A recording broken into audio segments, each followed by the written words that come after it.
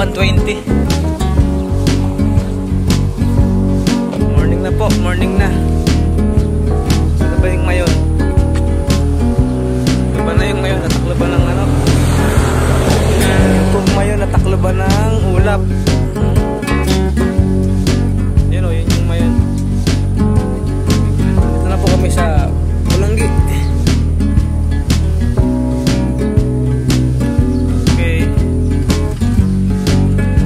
Okay, yan po yung hindi pa naman siya totally top speed ng Toyota Vios.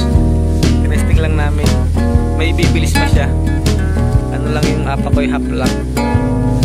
Bilis pala yan, Vios 1.3. Okay, salamat.